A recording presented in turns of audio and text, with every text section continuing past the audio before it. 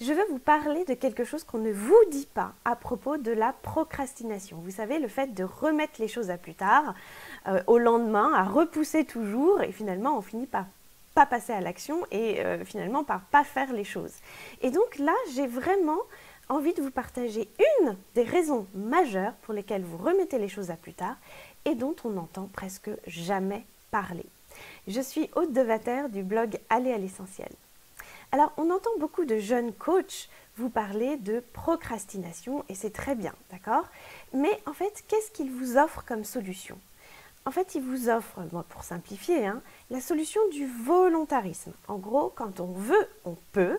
Alors hop, il faut s'y mettre et c'est tout. Il faut y aller, c'est de la motivation, c'est de la volonté. Et donc, si on s'y met pas, comprenez que, en gros, vous n'êtes pas à la hauteur. Qu'est-ce que vous attendez pour vous y mettre? Et il y a quelque chose qui me gêne là-dedans, c'est qu'il y a quelque chose qui est un peu culpabilisant. D'accord? Sous-entendu, si vous procrastinez, si vous remettez les choses à plus tard et que vous vous laissez un peu aller, si vous ne passez pas à l'action, en gros, disons les choses carrément, vous êtes un peu nul, vous n'êtes pas vraiment à la hauteur. Mais alors, malgré tout, ces coachs font un travail formidable. Mais ce qu'il y a, c'est que souvent, ces coachs sont jeunes, même parfois très jeunes, et ils n'ont pas forcément tout le recul nécessaire, toute l'expérience de vie, de la maturité, de l'expérience de la vie. Ils n'ont pas forcément d'enfants, ils n'ont pas forcément eu le temps de se forger une vraie expérience de vie vraiment dans la durée. Et attention, ce n'est pas une critique, parce que par ailleurs, vraiment, ils font un travail formidable aussi de tirer, d'inspirer les gens et de tirer et d'entraîner les gens derrière eux. Donc, c'est vraiment pas une critique, mais une constatation. C'est comme ça. Du coup, sans le vouloir, voilà, ils zappent quand même quelque chose qui est très important. Ils passent à côté de considérations très importantes et bloquantes qui sont bien réelles pour beaucoup de gens qui justement procrastinent et remettent à plus tard. C'est quoi? C'est la fatigue. Et oui, ils sont jeunes, forts, beaux, grands, etc. Ils ne connaissent pas forcément la fatigue. Et tout simplement, moi par exemple, j'ai 4 enfants de 20 ans à 7 ans. Quand on a des enfants, on sait ce que c'est que la fatigue. Quand on a aussi, moi j'ai eu des problèmes de santé, on sait ce que c'est que la fatigue, l'épuisement total. Quand on exerce des responsabilités familiales, on sait ce que c'est que la fatigue. Quand on est entré aussi dans cette espèce de routine de vie qui dure depuis un moment, et puis on a eu le temps de faire face à des situations dans notre vie, eh bien on sait ce que c'est que cette fatigue. Eh bien en fait, la fatigue est un frein majeur pour passer à l'action. C'est tout simple, quand on est fatigué, quand on est épuisé par plein de choses, on n'a tout simplement pas l'énergie pour se mettre en route. On n'a tout simplement pas de jus, quoi. Ça tombe sous le sens, mais il ne faut pas s'en vouloir. En fait, la fatigue, c'est un symptôme, ça n'est ni bien ni mal. C'est comme ça nous indique quelque chose. Et ces jeunes coachs, encore une fois, que je félicite par ailleurs parce qu'ils font un travail remarquable, n'ont pas forcément suffisamment de recul sur la vie de façon générale, n'ont pas forcément eu d'enfants, plusieurs même, ou pas forcément eu l'expérience de vie qui fait qu'à un certain âge, voilà, on peut avoir une certaine expérience et du recul par rapport aux choses. Et donc, vous propose de tirer une ficelle, c'est-à-dire le volontarisme et la motivation. Alors, c'est très bien, ça peut marcher dans certains cas, mais ce n'est pas prendre en compte ce à quoi la plupart des gens sont confrontés et dont la plupart des gens souffrent, c'est la fatigue tout simplement. Donc vraiment, il s'agit de ne pas culpabiliser en se disant « je n'ai pas de volonté », je n'y arrive pas, je ne suis pas à la hauteur, je suis nulle. En fait, vous êtes tout simplement fatigué. Moi, je sais que quand je suis fatiguée, je suis épuisée, je n'arrive tout simplement pas à avancer, c'est tout. Il n'y a pas de secret à ça. Quand on n'a pas de jus, quand on n'a pas d'énergie, on a beau vouloir dans son esprit, le corps ne suit plus, c'est tout. Donc, on est fatigué. Et tout ça, en fait, ça nous mène tout droit vers le découragement, vers une baisse d'estime de soi. Et donc, après, on rentre dans une boucle assez négative qui nous dit bah à quoi bon, de toute façon je n'y arrive pas. Et finalement, tout simplement, il s'agit de s'occuper de notre fatigue. Il s'agit vraiment de prendre soin de nous. Et ce que je vous disais à l'instant, la fatigue, ça n'est ni bien ni mal, c'est un symptôme. Ça nous indique quelque chose. Ça nous indique qu'il s'agit voilà, de prendre soin de nous et qu'il va falloir réfléchir sur notre fatigue pour voir comment déjà nous allons pouvoir remonter notre vitalité et notre énergie pour pouvoir y aller. Donc, ne nous flagellons pas en nous disant de toute façon je suis incapable et pas à la hauteur et je suis nulle. Non, vous êtes tout simplement fatigué. Alors, il y a plein de choses qui nous fatiguent et puis vous allez voir que dès l'instant où vous allez travailler sur votre fatigue, vous allez récupérer de l'énergie et puis vous allez voir, ça va être beaucoup plus facile de s'y mettre tout d'un coup. Alors, je ne dis pas que la fatigue est le seul et unique frein, évidemment, ça c'est la pensée assez binaire. Je ne peux pas vous cacher qu'évidemment, la fatigue c'est un frein majeur, mais après, il y a évidemment d'autres freins. Mais si déjà nous pouvons lever ce frein qui est la fatigue, vous allez voir le pas en avant qu'on fait. Hein. Donc, c'est indispensable de s'en occuper. Alors, la première chose, je vais vous donner quelques pistes. La première chose, c'est que la fatigue, ça a un rapport direct avec notre corps. Donc, on va revenir au basique, revenir au bon sens et se poser des questions suivantes. Qu'en est-il de notre alimentation ? Est-ce que nous avons une alimentation saine et vivante ? Vivante, ça c'est très important. Ou bien alors est-ce que nous allons vers la facilité à prendre beaucoup de choses industrielles ou surgelées ou bien alors est-ce que nous mangeons trop sur le pouce, pas dans l'instant présent. Tout ça, c'est il y a un certain nombre de questions à se poser au niveau de l'alimentation parce que c'est là où on va tout simplement gagner en vitamines, en vitalité. Est-ce que également, donc toujours en rapport avec le corps, est-ce que vous respirez ? Alors évidemment que nous respirons toute la journée. Mais est-ce que nous prenons la peine, 2-3 fois, même plus dans la journée, de faire un inspire, un expire en conscience pour pouvoir ne pas être tout le temps en apnée ? Parce que finalement, évidemment, nous respirons, mais nos journées se passent en apnée. C'est-à-dire que nous n'arrêtons pas notre mental et nous ne reposons pas forcément notre corps. Quelques secondes par-ci, par-là, c'est suffocant à la fin. Donc, il s'agit d'apprendre à respirer. Ça prend quelques secondes pendant la journée, mais c'est essentiel. Où est-ce qu'on en est aussi dans le fait de bouger notre corps ? Est-ce que nous avons une activité physique ? Marcher, c'est très bien, mais enfin, on ne bouge pas le reste de notre corps. Est-ce qu'on délie toutes les parties de notre corps, des pieds à la tête ? Pas forcément en faisant un sport extrêmement fort et violent, mais est-ce que nous laissons l'énergie circuler dans notre corps en faisant vraiment des mouvements et en prenant soin d'une activité physique régulière ? C'est tout simple, mais là je lisais dernièrement un livre sur les pilates. Peut-être que vous connaissez cette méthode de gymnastique, plutôt douce. Qui disait, qui conseillait justement de faire ces exercices au moment où on était fatigué dans la journée. Donc, c'est quand même intéressant de voir ça. C'est-à-dire qu'au moment où vous êtes fatigué, c'est peut-être justement le moment de commencer à se délier le corps pour mieux faire circuler l'énergie. Et vous allez voir, ça marche. Quand on est vraiment fatigué, qu'on commence tout doucement, évidemment, dans une juste mesure avec ce dont on est capable de faire, dans le respect de soi, bien sûr.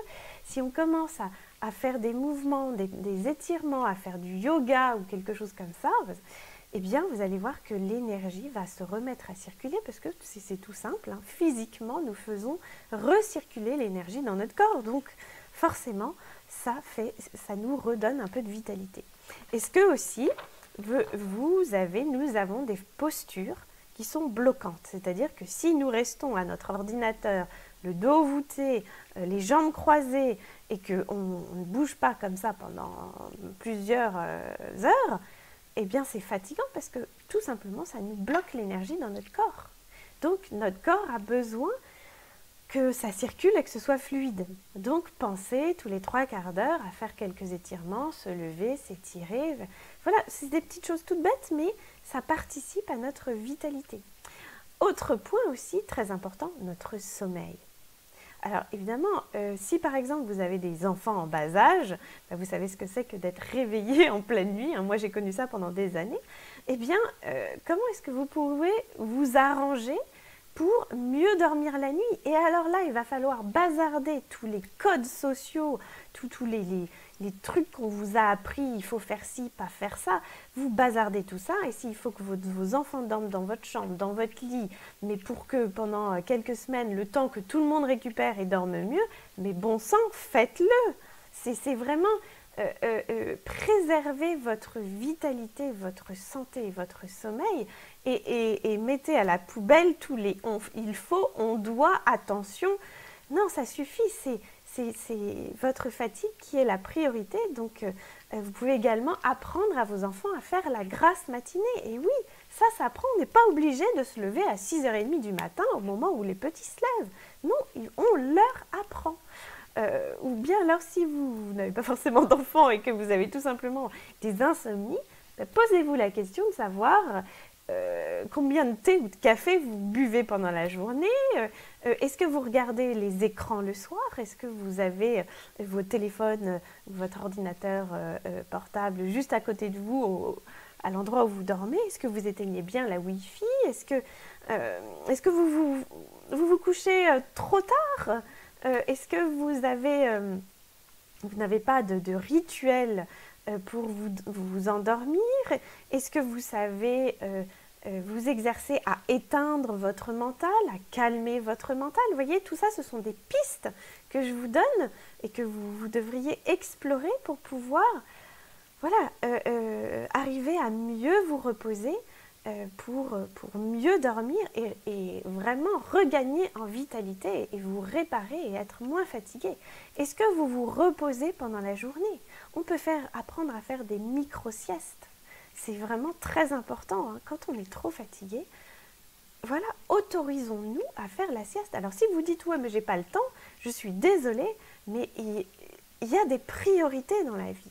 Et donc, à vous d'apprendre à gérer mieux votre temps et apprendre à mieux prioriser, parce que votre priorité, c'est de récupérer de l'énergie pour ensuite avancer pour les choses qui comptent dans votre vie.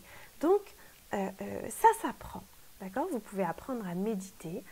Et puis, qu'est-ce que c'est que 5 minutes, hein? On peut se passer de 5 minutes de Facebook ou 5 minutes de télé-réalité ou 5 minutes de je ne sais quoi, de choses futiles, pour pouvoir avoir juste 5 minutes de calme avec soi pour récupérer. Il y a plein de techniques. Vous allez dans n'importe quelle librairie, vous allez sur YouTube, vous allez regarder plein de vidéos, vous allez trouver. Donc vraiment, voilà, occupez-vous de cette fatigue physique. Et puis, autre chose aussi, est-ce que vous allez dans la nature? Si vous habitez en ville et que vous avez une vie totalement citadine, eh bien, c'est fatigant parce que si vous ne posez jamais le pied sur la terre, sur l'herbe, si vous n'êtes jamais contre un arbre, notre essence première, elle est de la nature. Donc, il faut tout simplement revenir aux sources. C'est fou ce que la nature nous régénère. Donc, vraiment, au lieu de vous planter devant la télévision, allez en forêt. Vraiment, allez vous ressourcer dans la nature. Voilà, ce sont des petites choses, mais au lieu de vous planter devant un film, relaxez-vous, autorisez-vous à être dans le rien. Autorisez-vous à ne rien faire, ou autorisez-vous à laisser un certain nombre de choses matérielles de côté pour pouvoir vraiment prendre soin de votre vitalité physique. C'est vraiment très important. Alors, il y a aussi d'autres choses qui nous fatiguent. Alors là, je vais aller un petit peu plus vite. Mais bon, c'est quand même important de savoir, d'avoir ça en tête. Si on est mal organisé tout simplement, si la manière dont on s'organise dans nos journées, si tout ça c'est pas pratique, c'est pas simple, eh ben ça va nous fatiguer. Ça c'est évident, hein. Si on a du mal à prioriser, à trouver la priorité parmi nos priorités, eh bien ça va nous fatiguer. Si on se noie dans des petites urgences qui nous prennent toute notre énergie, alors ça va nous donner l'impression d'être très occupé, d'accord ? Mais pas pour l'essentiel. Et du coup, ça nous donne un mauvais équilibre de vie, ça va nous pomper notre énergie et c'est fatigant. Vous voyez, c'est des choses qui tombent sous le sens, mais voilà, c'est de l'organisation très pratico-pratique, mais voilà, ça va nous pomper notre énergie si ce n'est pas fluide. Ce qui nous procure de l'énergie, c'est justement des activités qui sont alignées avec ce qui a une réelle importance pour nous. Quand on a vraiment sa place dans notre vie, ce qui nous procure du plaisir. Donc, organisons notre vie autour de choses qui vont nous procurer du plaisir et un alignement avec qui nous sommes au plus profond de soi. C'est là où j'en viens. Donc, je vous ai parlé de l'organisation, mais voilà, autre point, trouvez votre place. Si vous n'êtes pas à votre place, ça va vous fatiguer. Hein. Si vous suivez un schéma classique, mais que ça n'a pas de sens véritable pour vous, c'est-à-dire que vous êtes dans une sorte de métro, boulot, dodo, sans saveur, et que, je sais pas, vous n'aimez pas votre travail, vous n'aimez pas votre mode de vie, et bien ça, c'est tout simplement fatigant. Donc, il va falloir trouver sa raison d'être, trouver du sens à ce qu'on fait, trouver du plaisir, c'est ce que je venais de vous dire. Il va falloir se poser les bonnes questions pour faire les changements nécessaires, pour retrouver du plaisir à ce qu'on fait. Alors évidemment, occupez-vous d'abord de votre corps en priorité pour pouvoir déjà sortir un peu la tête de l'eau. Après, vous pourrez vous poser toutes ces questions de savoir comment je vais m'organiser, comment je vais trouver du sens à ce que je fais, du plaisir dans mon travail, dans mes journées. Bon, voilà. Voilà, autre point. Si on ne sait pas prendre du recul par rapport aux choses, ça aussi, ça va nous fatiguer parce qu'on va se faire des sangs d'encre pour certaines choses alors qu'il n'y a pas lieu d'être, ou si on n'a pas développé et cultivé notre sagesse à l'intérieur pour nous pacifier par rapport aux événements, aux situations qui se présentent dans notre vie, eh bien, ça va être stressant, donc c'est fatigant. Donc il s'agit de développer une sorte de philosophie de vie, une spiritualité dans notre vie qui va nous aider à avancer plus sereinement. Ça aussi, c'est un point que nous pouvons cultiver pour pouvoir diminuer cette fatigue psychique, spirituelle, voilà, où le spirituel n'est pas nourri, où notre philosophie de vie n'est pas construite, où nous ne sommes pas forcément construits véritablement à l'intérieur de nous. Et ça nous fatigue aussi. Et puis, dernier point, ce qui nous fatigue aussi, c'est les difficultés dans nos relations. Il va falloir apprendre à simplifier notre vie à ce niveau-là. Est-ce qu'il n'y a pas du tri à faire dans nos relations? Si nous sommes si nous n'avons pas assez de relations, peut-être qu'il va falloir nous poser la question de savoir comment faire pour sortir un peu de notre tour d'ivoire, ou au contraire, si nous sommes trop happés par nos relations, savoir déjà faire le tri parmi tout ça. Est-ce qu'il y a des personnes qui ne sont pas forcément bienfaisantes pour nous, peut-être faire le tri, et puis apprendre à dire non, apprendre à se respecter. Pour d'autres personnes, ça sera apprendre à dire oui, mais vous voyez, c'est vraiment apprendre à se respecter fondamentalement dans nos relations. Ça, c'est quelque chose qui peut vraiment nous fatiguer ou pas, au contraire. Donc, c'est vraiment quelque chose, un domaine à aller creuser. Apprendre aussi à communiquer avec les autres. Comment communiquer si déjà nous ne savons pas communiquer nos émotions, savoir communiquer, savoir parler aux autres de façon générale, des personnes, nos collègues, etc. Mais aussi parler à nos proches, parler à nos enfants. Si nous n'avons pas les rudiments de la communication, eh bien, on va se planter, ça va sonner...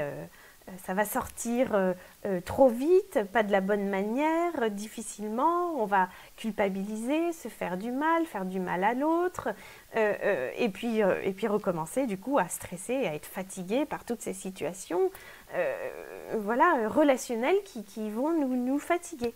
Donc, voilà quelques pistes pour s'occuper de notre fatigue, sachant que la piste numéro 1, c'est cette fatigue corporelle qu'il faut prendre en compte et que je vous engage vraiment à prendre soin de ce corps qui en a tant besoin. Donc vraiment, Ne culpabilisons pas. Hein. Il n'y a pas à ne pas être à la hauteur, je n'y arrive pas. Non, vous êtes tout simplement fatigué. Et ne nous décourageons pas. D'accord? La fatigue, c'est un symptôme. C'est un symptôme qui nous indique des choses. Et au fur et à mesure que vous allez être à l'écoute de vous-même, vous allez pouvoir recadrer, changer quelques petites choses dans votre vie et ça va vous aider à sortir la tête de l'eau pour avancer. Donc vraiment, occupons-nous de notre fatigue, prenons soin de nous pour aller à l'essentiel dans notre vie, c'est fondamental. Alors si cette vidéo vous a plu, vraiment partagez-la, transmettez-la à vos proches, cliquez sur j'aime si vous avez aimé et puis laissez-moi un commentaire, savoir où vous en êtes de votre fatigue. Est-ce que ça vous a parlé cette vidéo? Je serais très heureuse de savoir justement si ça vous a parlé.